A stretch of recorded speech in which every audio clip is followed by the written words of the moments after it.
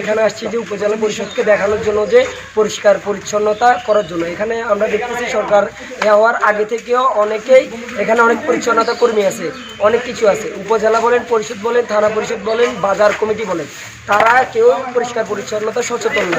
আমরা তাই ওনাদেরকে সচেতন করতে আসছি, দেখাতে আসছি যে পরিষ্কার পরিচ্ছন্নতা বললে পরিবেশ দেখতে সুন্দর লাগে, সব কিছু সুন্দর লাগে।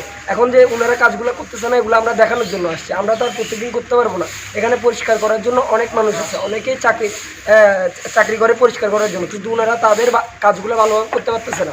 আমরা তাদের কাজগুলো দেখানোর জন্য আসছি যে আপনারা আপনারা এখানে চাকরিযুক্ত, তাই আপনারা আপনাদের দায়িত্ব কর্তব্যগুলো পালন করুন এবং পরিবেশকে ঠিক রাখার জন্য যা যা করণীয় সবগুলো করুন। সারা দেশের পরিষ্কার পরিচ্ছন্নতা করার লক্ষ্যে আমরা মিরসরাই ছাত্র সমাজ আজকে মিরসরাই উপজেলার এবং মিরসরাই এই রাস্তায় আমরা পরিষ্কার পরিচ্ছন্নতা কর্মসূচির আয়োজন করে দিচ্ছি।